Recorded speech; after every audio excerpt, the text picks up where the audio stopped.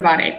So we are starting the first session of Fashion on Air that is supposed to help us understand what are the tendencies in the fashion industry and what are the next steps in developing our fashion industry. And together with Giusy Cannone, we are going to discover what happened in 2016 this year in fashion, in business models, in customer development, and so on. Who is Giusy Cannone? Giusy, hi. Nice having you here. Hello. Good to see you again. Nice having you here. You were here in Moldova, and now we are continuing our collaboration online at this time. So please tell us a little bit about what do you do at the Fashion Technology Accelerator in Milan. Yeah, absolutely. Hi, everyone. Good to talk with you again. And yeah, Fashion Technology Accelerator, as some of you know, it's an international organization that helps startups, which brings innovation in digital technology and also business model specifically in the fashion, retail, and luxury industry. So this means that we work with them and we support them in marketing, positioning, business development, fundraising, and all the issues that startups can encounter during the first stage of their life. Yeah, and what happened throughout the last year? What kind of tendencies have you seen while providing support for the industry in Milan? And as I understand, the accelerator also provides not only for Italian startups in fashion, but also for global startups. Yeah, absolutely. We are lucky enough to have a very international standpoint. We receive every year about 300 startups that we look through and coming from all over the world. So we can really see that we have a good perspective of what happened in what is happening in the fashion industry. Also, thanks to new startups which are coming into the market. So yeah, going to your question about what happened in 2016, I can say that a lot of things happened, which is quite unusual for the fashion industry, but this year really was a very dynamic year. And what I used to the way I like to say that is that there are some technology innovation that influence the fashion market and some sociological innovation that influence the fashion market. So I will go briefly starting from the technology. And first of all, it's not a really new thing about this year, but the e-commerce has become really something that corporates, but also startups are looking in a very relevant way, meaning that finally e-commerce has become a very important factor to increase revenues. Everybody knows that also customers that buy offline are heavily influenced by online information. So this is very important, and also for startups, because it's a very, let's say, it's an easier way to start your own business instead of investing in a lot of money in retail. The other technology, which I think is very important, is the Internet of Things. Also, this is a bit newer, but has been there for a couple of years. And to state it in a very simple way, Internet of Things, basically, it's making all the devices, all the objects smart. So including sensors in all the devices, so that all these things can communicate between each other. And this is something that will be very important when we will talk about retail and when we will talk about a smart textile. And I'll go there in a few minutes. So yeah. So right now the fashion industry already gathers data in a way to communicate about the users. That's correct. Yeah, as well. Data are important as well, and this is related both to the e-commerce and to the Internet of Things. Let me explain this better. With the e-commerce, the brands really have a lot of data that they can gather in order to understand which is the path of the customers on the website, how many times they have clicked on that particular pictures, and how many times they have bought that particular item, and so on. And so this is one of the main sources of information that corporates has. On the other side, it's also important for them to gather information from the physical world. So, for instance, for the retailer, and that's this is where Internet of Things come. So, retailers are trying to introduce some technology in the physical store so that they can gather almost the same information that brands have from e-commerce. So, for instance, just to be very clear, how many people enter the shop, and this is something that it's traditional information, but also how many times the customer have tried on a particular dress or a pair of trousers and so on. So this is all the information that today are available, and of course, with this information, what's the important thing for brands and also new brands? You really have some quantitative data that are useful for prediction, for instance. So you can define with much more, let's say, data, of course, how many items can I produce of that particular category, or also for the e-commerce, for instance. Am I selling more this stuff? So, okay, I can put these particular trousers more in the front page so that customer will be engaged in buying those trousers more. So all these, let's say, short or small kind of decisions, but that can be very important for a business. And the fourth very important technology that entered the market, that it is entering the market, is it's a bit new, but it's having a lot of gaining a lot of interest in 2016, is the artificial intelligence. And what this means is to have a machine that can be robot or can be algorithm, let's say, that are able not only to store and interpret data, but also to understand and learn as humans do, actually, and as machine were not used to do. They can really learn and understand from customers. So the idea is to understand this part, think at Siri from the iOS. So basically, you can ask a question and you can get the answer in real time. This is something that will be very important in the fashion industry as well. This is something that maybe I will tell for the 2017 because it's not really entered in the market yet, but it's very hot topic at the moment. So everybody's discussing that how to integrate artificial intelligence into the fashion industry. Absolutely. And the other category that I wanted to present is related to the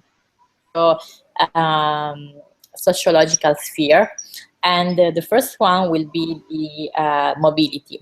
So this is not only related to having your smartphone in your pocket and always with you, but it's also a way of thinking and approaching life. I want to do everything everywhere I am, and I'm on the train, I'm on my car, and I want to work, I want to buy something, I want to book my my flight, and so on. So this is really an opportunity for it's both an opportunity for fashion brands because they can be every second of our life in their customers' pocket. So it's really a massive opportunity.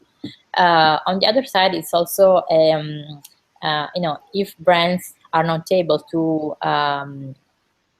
take this opportunity, they risk to be left behind, because of course everybody is going toward that direction. And so if a brand is not able to provide a very friendly experience with the mobile, it's very risky for them to lose customers.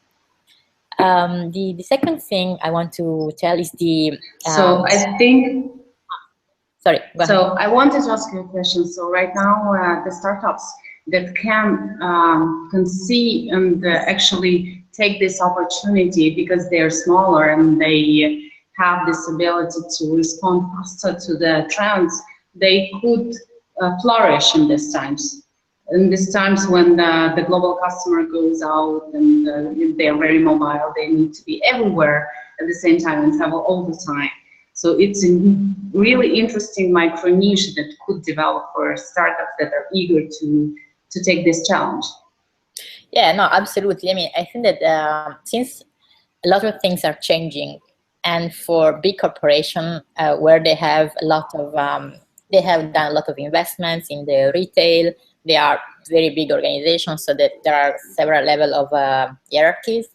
I think that this is a big opportunity for startups, because since they are at the beginning, they can start planning right from the beginning, which are the best option today. And so instead of, it would be very easier, let's say, not too easy, but very easy to start thinking directly at mobile, and so develop everything according to this new trend. So definitely a very good moment for startups. Okay. So please do continue with the next trend, because we were talking about social and also art. Yeah, absolutely. So the second thing is let's say, individualism. It's not the first time that happened in the history, but today customers are more and more educated. They know what they want. They know that they deserve what they want. And so, I mean, they really want to, are used to a very important quality service, because of also some other services coming from different industries. So for instance, I don't know, the Amazon that deliver in 1 hour, the same day, and so on.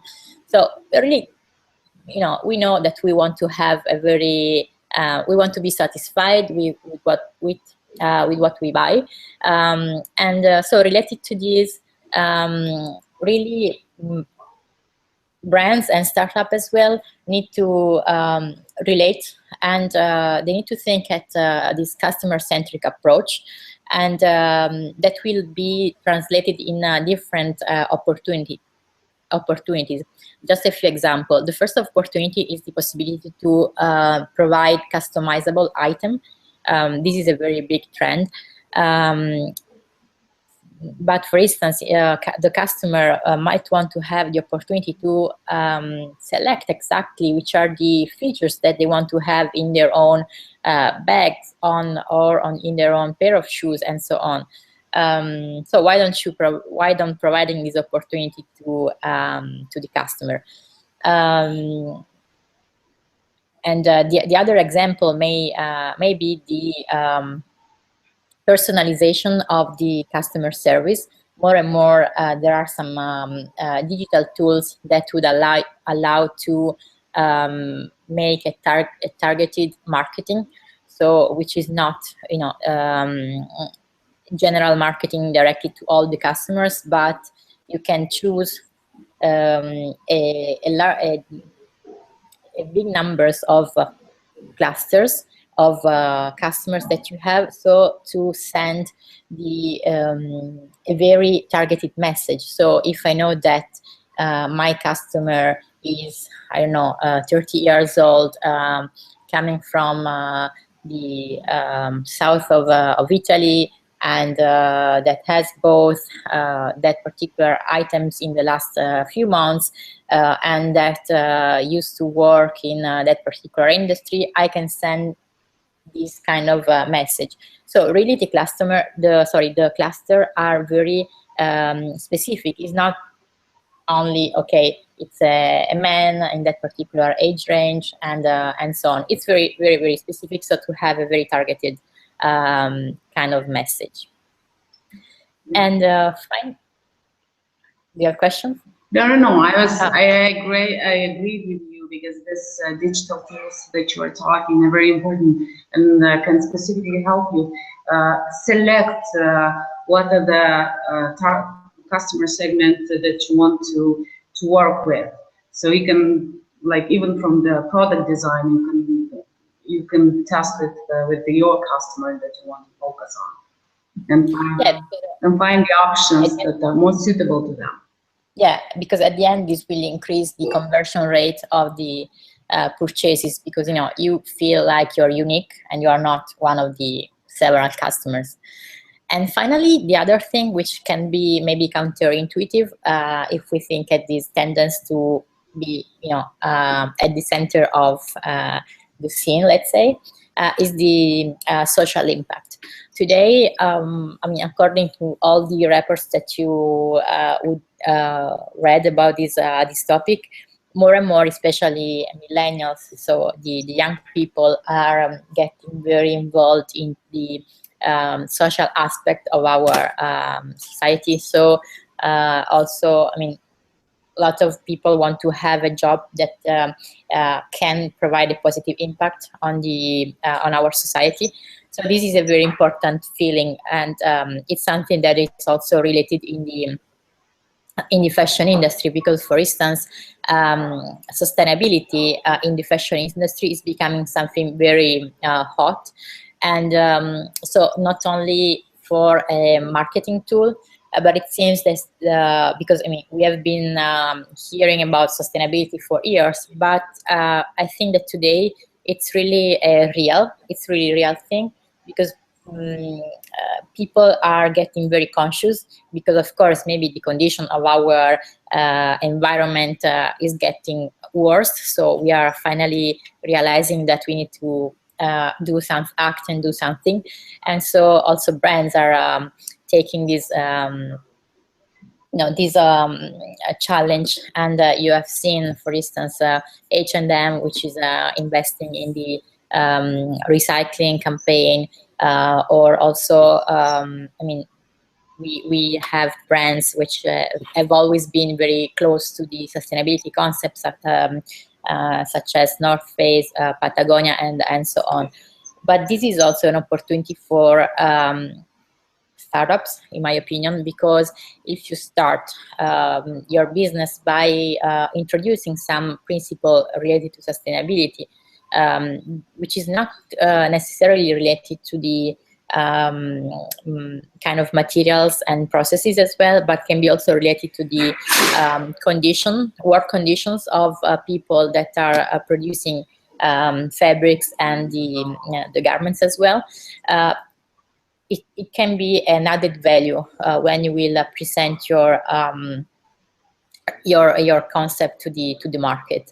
Of course, this is something that you need to do very seriously, because it's a serious matter. So if you say that your business is sustainable, you really need to prove that, and you really need to design. So start planning about producing a sustainable clothes. Yeah, I agree with you, and at the same time, we should take care of the demographics in that, because people are more conscious, not only of climate change and environment, but people are becoming more conscious of the burden of the demographics on the planet and on all our conditions of living. So I think that should be taken into account, because it can also make out of the brands educators and socially oriented companies, which is also adding to their image and to their brand as well. Yeah, no, absolutely. And yeah, so those that I mentioned, I think, were the most important foundation in the technology and in the socio-demographic kind of area. I can briefly mention which are the trends more in let's say in a practical way. So starting from the these drivers, what really happened in the market. Some of them I've already mentioned, but just to to list them. First of all, customization. As I told you, it's something that we have really seen a lot in across several startups. We have seen startups that are selling customizable shirts, jeans, bags, also swimming suit, really everything. My suggestion on this, just take into account that this is a very good opportunity to offer to your customers, but consider also the impact on your production chain, because of course there is an impact, and so this means that you cannot produce everything in batch, but you need to go back and go more into the made-to-order kind of production. And so this is something that you need to think if it's feasible or not. On the other side, the very important thing is that if a customer wants to buy a customizable item, usually he or she expects to wait for a few days. And so they expect to buy in advance and then receive the item a few days later. So this will allow you not to produce inventory, but to produce in a made-to-order way, which is very good for startups, so they don't need to invest prior on the production. The second thing is the retail. As I told you, the physical store. As I told you, some of the brands are trying to introduce more and more technology into the physical store. I can say that it's is not really there yet. There are some steps. So with the virtual fitting room, for instance, so where you can order a different color or a different size if you don't have it in your if there is not in the physical store at the moment, or you can see your figure on the screen with a different kind of clothes compared to what you are trying on that in that moment. But I think that more than let's say the items that you can really see, so the technology that you can really see in the store, what is more important is the technology behind the scene. So, for instance, what I was telling about the Internet of Things, so the possibility to put sensors in different shelves, so that the retailers can gather data about the consumer behavior behind the physical store. Mm-hmm. And also in practical, like even body measurements and so on, so people can actually see them projected on the screen wearing different brands and different clothes and different. So we've seen that in Italy. So yeah. And the other thing, which is again related to technology and to sensors, is the smart textile. So basically, in my opinion, this is a kind of evolution of wearable technologies. So you have heard about this smart watch or smart bracelet and so on. If they have a market, it seems that it's not really exploding as a market. But what is getting more interesting today is embedding technology into textile, so that this new technology is not really visible outside, but is still in your clothes, so you can still use the functions. And an example that is it's very inspiring is the project that Google has made with Levi's. Basically, they have done this conductive textile where that can be embedded into almost everything. For instance, with Levi's, they have embedded into a denim jacket, and so what you can do is to call directly through your through the jacket, which I don't know if it's it's really useful. Maybe when you are cycling a bicycle can be useful, so that you don't really need to use both hands. But yeah, it's something that we are seeing, and a lot of people are trying to work on this particular trend as well. And the other very important trend which is happening, and that is related to the concept of mobility, instantaneity, let's say, is the see now, buy now. Probably you've heard about this, but what it means is that also luxury brands that used to have a very long cycle time from the catwalk, so from the fashion show until when that new collection presented to the in the fashion show was released to the customers. It used to be about 10 months. Now it seems that some of the brands, also in the luxury system, are trying to test the possibility to introduce into the store some items of the collection the day, the same day of the fashion shows. And this is a way they want to face the challenge that the fast fashion brands have introduced, and to